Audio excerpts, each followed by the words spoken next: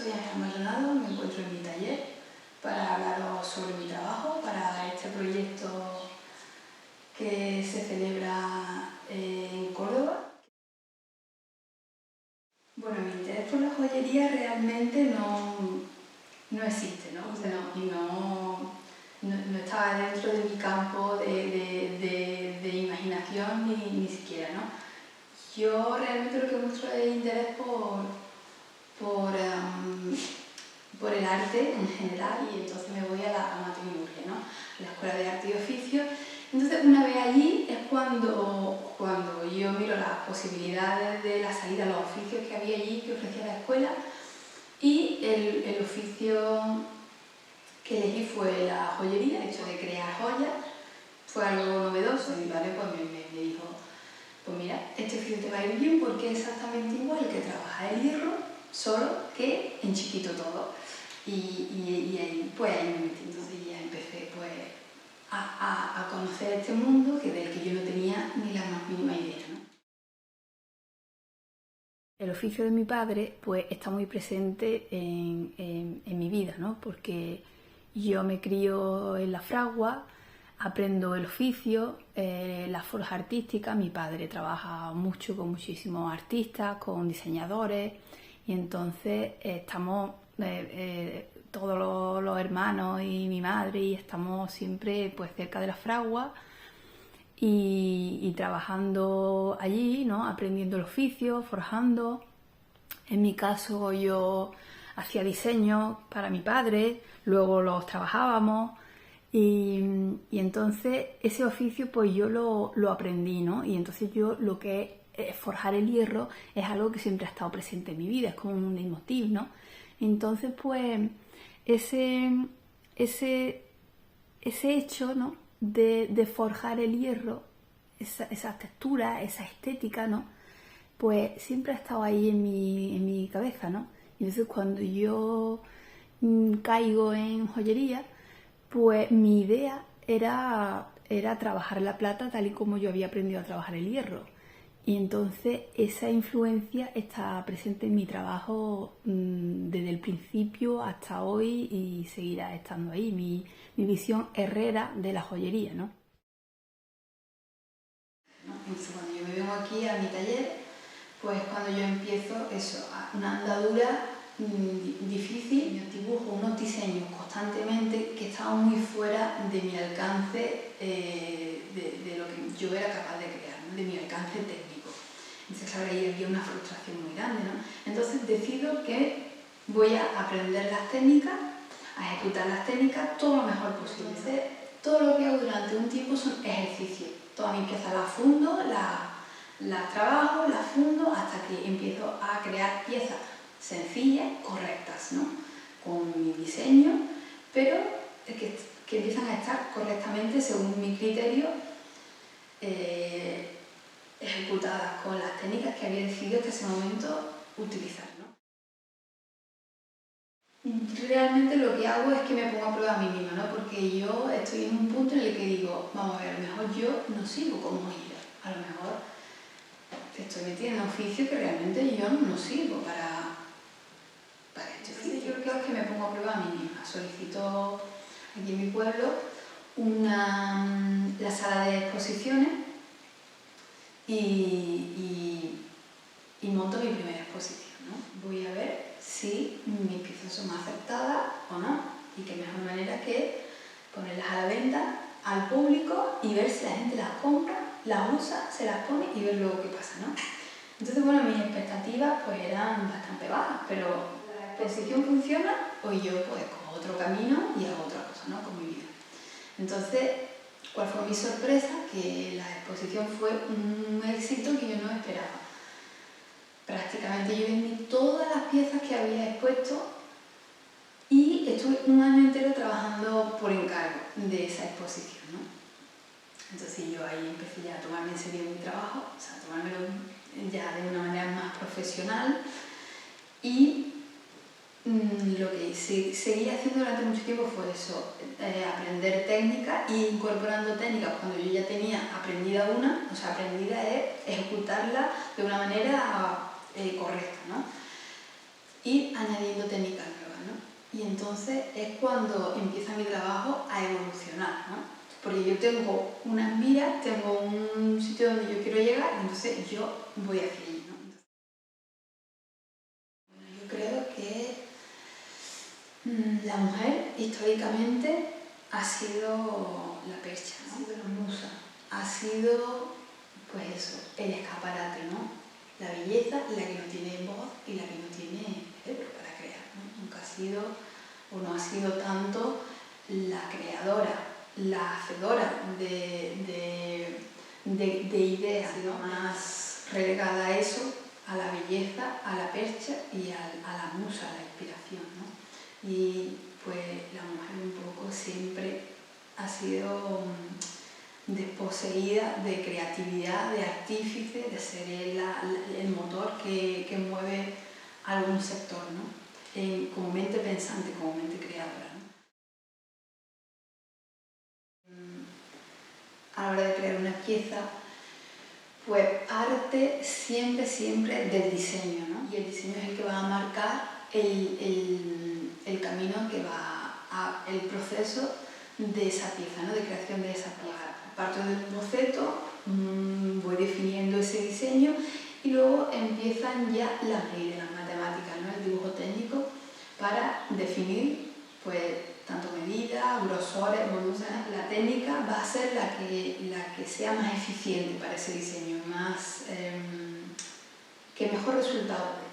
Normalmente una de mis piezas tiene muchísimos procesos, muchísimas técnicas en una misma pieza, ¿no? Todos los procesos los hago aquí en mi taller, son todos completamente artesanales, absolutamente, y no hay ningún tipo de proceso mecánico ni de base preparada, o no existe nada de eso, todo parte de cero siempre. Para crear las piezas que yo he decidido que voy a fabricar, ¿no? En mi caso añado esmalte a fuego, trabajo siempre forjando el metal y el esmalte a fuego. Son técnicas que voy añadiendo y entonces voy evolucionando esas técnicas, desarrollando una maestría, una destreza a la hora de ejecutarla, y entonces puedo ir centrándome mucho más en crear diseños más complejos, en diseños más artísticos, más esculturales, con mucha más carga compleja en diseño y en concepto, ¿no? Una película te puede inspirar como una joya, ¿no? Por cómo esté contada, por la fotografía, por la luz que tenga, por la iluminación, por la estética, ¿no? La arquitectura, las líneas, las formas, los volúmenes, cómo crece, cómo no tiene esos límites, ¿no? Cualquier cosa puede inspirar a un artista que esté dentro del ámbito artístico, cualquier trabajo de otro artista, y no necesariamente cerrarse a mirar joyas de otros joyeros y redundar ahí, ¿no? Porque entonces la innovación y el crecimiento hacia otros sitios se van a ver mermados, ¿no? He estado en muchos sitios por mi trabajo. He estado desfilando con Roberto Piazza en el MoMA, en Madrid Joya. He hecho muchísimas exposiciones. Actualmente estoy exponiendo en el Museo Nacional de Arte Decorativo de Madrid en la 7ª muestra de orfebrería contemporánea.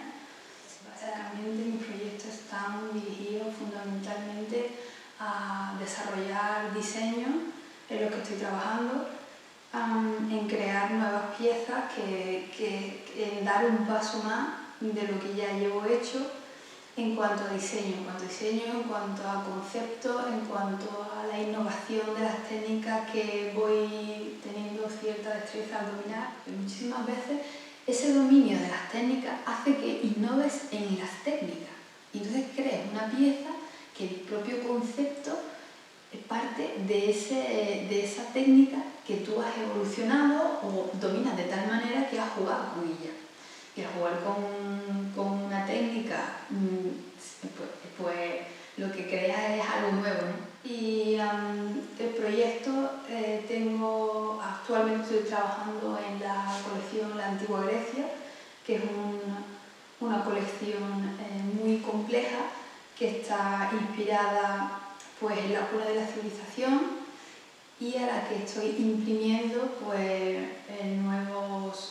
una nueva visión, una colección muy compleja, muy cargada de simbolismo, muy extensa en todos los sentidos, en cuanto a filosofía, conceptos y sobre todo pues arte, ¿no? Que bueno, no es fácil reproducir una columna griega para nada y transformarla en un anillo, pues creo que es un concepto muy interesante, ¿no? Esa transformación de una pieza artística en otra que tiene una función totalmente diferente y una estética o sea, hacer que la plata parezca mármol es muy sencillo, ¿no? Pero luego ese concepto de plasmar en esa columna todo lo que se vivió y todo lo que se sigue viviendo en cuanto a la humanidad. La humanidad crea monumentos increíbles, pero también destruye civilizaciones enteras, ¿no? Por eso que mi columna griega está salpicada de sangre azul, que es un Marte a fuego. Y entonces ese tipo de conceptualidad que voy imprimiendo a mis piezas, pues es algo que en este momento ya puedo ir relajándome en cuanto a la ejecución de las técnicas, esa barra de hierro que tengo conmigo misma, me puedo ir relajando porque ya las técnicas las voy dominando con una cierta habilidad y entonces pues voy imprimiendo nuevos conceptos ya a lo que meramente es el diseño, ¿no? Estoy a punto de empezar a crear una colección que se va a inspirar en Paco de Lucía, en el flamenco. Me ha acompañado a mí desde que tengo uso de razón en la fragua y la música, ¿no? Entonces yo, pues, tomando como ejemplo la guitarra de mi padre, hice una guitarra, creé esa guitarra y entonces, por cosas de esto de las redes y de los virales, pues esa guitarra llegó a ojos del director de la casa de Paco, en Toledo. Y entonces él me llamó personalmente, se puso en contacto conmigo y él me propuso crear esta colección que otra parte de mí que todavía no me había metido, que lo tenía en mente pero todavía no me había metido y que es mejor motivo para meterme ahí que esta propuesta, ¿no? De crear una colección dedicada a la música y más en concreto a la guitarra flamenca y al flamenco, inspirada sobre todo pues, en Paco, que va a ser un homenaje a Paco y que va a estar expuesta allí en el museo de la casa de Paco de Lucía, donde Paco vivió un tiempo y donde grabó Entre dos aguas. El museo, que es una boutique, es un hotel boutique y al mismo tiempo es un museo de Paco, porque fue su casa y fue su estudio. Yo conocí ya desde muy temprano un artista que a mí me marcó muchísimo, que fue Albert Paley, ¿no? Albert Paley es un herrero norteamericano y antes de convertirse en herrero, él era joyero y hacía un tipo de joyería muy herrera, con muchos volúmenes, muy forjado, el metal, y era un estilo además como muy Kandinsky, ¿no? Como musicalmente muy Miles Davis, ¿no? Y a mí me gustaba muchísimo todas esas líneas, ese caos aparente, y eso me inspiró muchísimo. Entonces cuando yo entré a joyería, yo tenía eso en mente, ¿no? Ese principio de diseño, ¿no? Esa puerta que había ahí abierta, ¿no? Luego conocí a René Lalique y bueno, luego ya en la historia de la joyería, que fue totalmente una asignatura muy interesante que se imparte allí en la escuela, pues yo ya conocí todo el recorrido de la joyería a lo largo de la historia, a los artistas que han marcado todos los tiempos y han ido evolucionando la historia de la joyería y la joyería, ¿no? Y entonces conocí a René Lalique, ¿no? Que pone color a la joyería, ¿no? Y trabaja el esmalte de una manera magistralmente brutal, ¿no? Introduce el color en la joyería a través de los esmaltes con piezas exquisitas.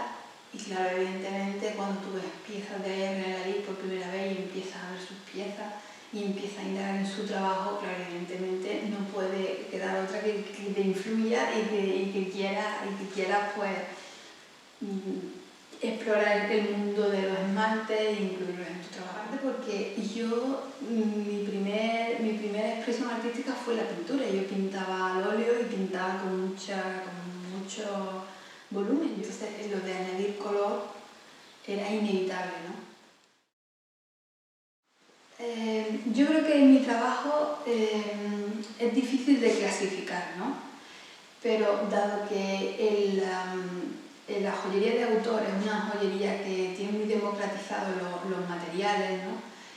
Pues yo creo que mi joyería no se podría clasificar estrictamente como joyería de autor. Por definición estaría más cerca de la joyería, de la alta joyería, porque yo desde el principio decidí que iba a perpetuar la joyería como tradición, ¿no? O sea, como tradición quiere decir la joyería pura, ¿no? Trabajando los metales nobles, las piedras preciosas y el esmalte a fuego. Decidí que iba a utilizar esos elementos en mis piezas, que no iba a popularizar tanto los materiales, a democratizar ese uso de los materiales como hace la joyería de autor, ¿no? Que puede meter tanto cobre como papel, pelo, yeso, asfalto, o sea, ahí no tienen límite con los materiales, se crean cosas realmente muy interesantes, pero yo decidí que mi camino iba a ser el de la joyería, el de los metales y el de conocer todo lo posible, cómo se comporta la plata, el oro, cómo es internamente, cómo están ordenadas sus moléculas, cómo funcionan esas moléculas cuando se forja, cuando se recuece, cuando se enfrían bruscamente, cuando se deja enfriar a temperatura ambiente, cómo una pieza evoluciona cuando es sacada de fundición, a cómo evoluciona la pieza cuando está trabajada y perfilada y laminada. Se comportan de una manera totalmente distinta. Entonces yo ese estudio del metal noble y de utilizar plata y oro es lo que yo acoté mi joyería.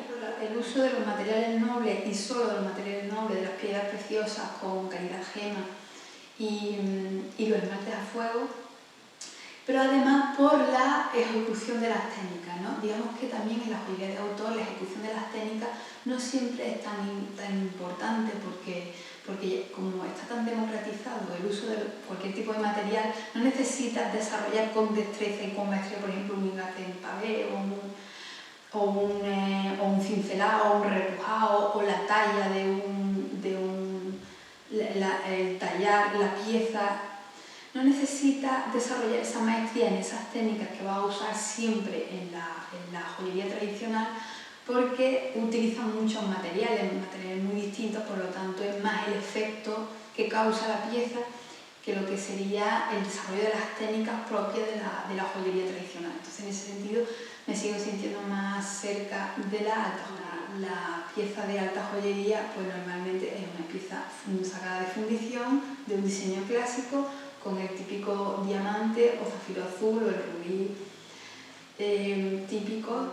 Me siento del todo identificada con la alta joyería porque, como digo, incluso en el uso de las piedras preciosas pues arriesgan muy poco, en el diseño también.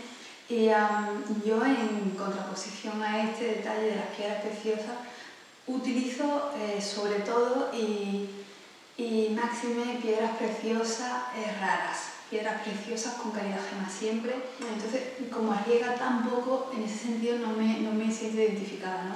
También yo uso mucho las tallas irregulares, que que a la hora de diseñar con una piedra de talla irregular es súper interesante porque la propia piedra preciosa es la que te marca el diseño, ¿no? En cuanto al diseño, pues me siento eso, no tengo, en ese sentido, no tengo límites, no tengo prejuicios a la hora de diseñar o de crear piezas, y en ese sentido pues apuesto muchísimo por el diseño, la conceptualidad y lo artístico, ¿no? En mi trabajo. Y claro, no sabría exactamente dónde clasificar el tipo de joyería que hago, ¿no? Para innovar y para crear se necesita la artesanía, y la artesanía que parta desde cero, porque la innovación está en poder crear algo sin límites, sin que esté preconcebido, prefabricado, predeterminado. Cualquier sector productivo y artístico es donde crece con el diseño, con las ideas, ¿no? Otro aspecto importante de toda innovación y toda creación y de todo motor impulsor de un sector en concreto, un sector que es creativo, es indudablemente el diseño, ¿no? La apuesta por el diseño igualmente sin límites, sin prejuicios, ¿no? Y para crear buenos diseños y para innovar se necesitan ideas. Las ideas son las que incendian, las que transgreden, ¿no? Y para tener ideas y para crear diseños que vayan con el tiempo en el que vivimos, yo creo que se necesita cultura.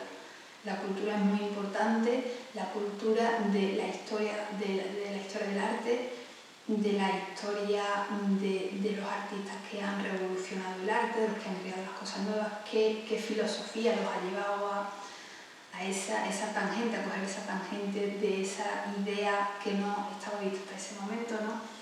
Entonces yo creo que recomendaría eso, principalmente no tener prejuicios, leer filosofía, leer poesía y ser un buen artesano.